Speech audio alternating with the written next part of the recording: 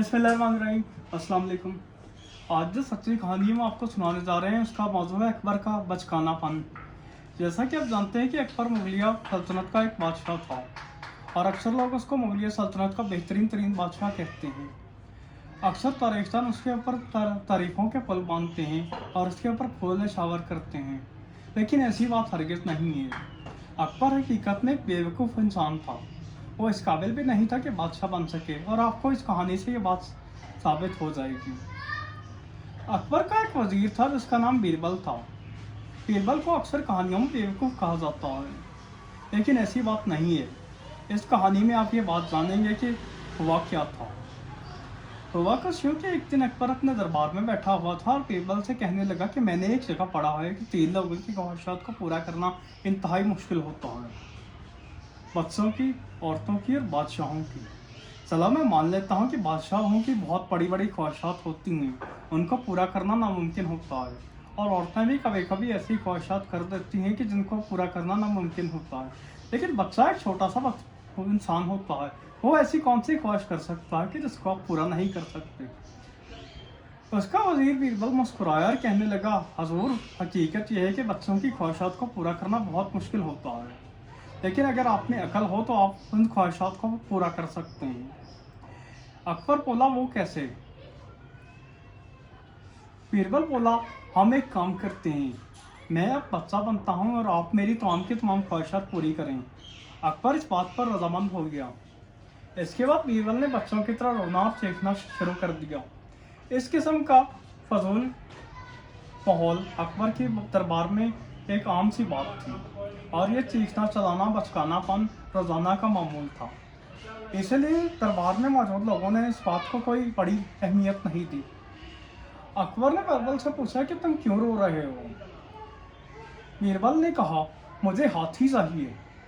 अकबर ने फौरन अपने एक मुलाजिम को बुलाया और उसको अस्तबल से एक हाथी लाने का कहा, और जब वो हाथी लाकर बीरबल को दिया गया तो अकबर कहने लगा, सुभान अल्लाह, तुमने कौन सी ऐसी ख्वाहिश की थी कि जिसको पूरा करना नामुमकिन है?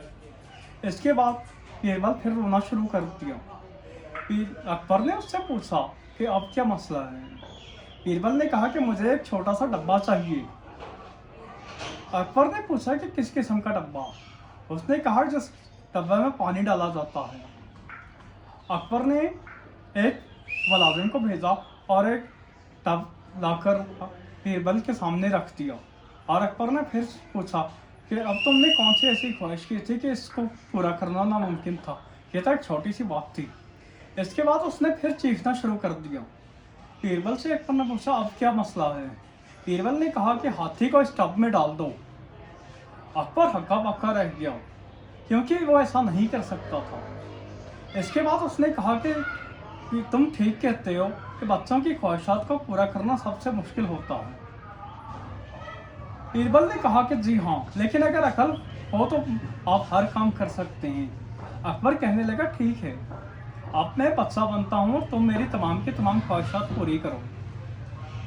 इसके बाद अकबर बच्चा बन गया और बच्चों की तरह चीखना चलाना शुरू कर दिया। बीरबल ने उससे पूछा कि क्या मसला है? अकबर कहने लगा कि मुझे हाथी चाहिए। बीरबल ने एक मुलाजिम को बाजार भेजा और एक खिलौना हाथी लाकर अकबर के सामने रख दिया। अकबर दोबारा चीखने लगा। बीरबल ने पूछा कि अब क्या मसला है?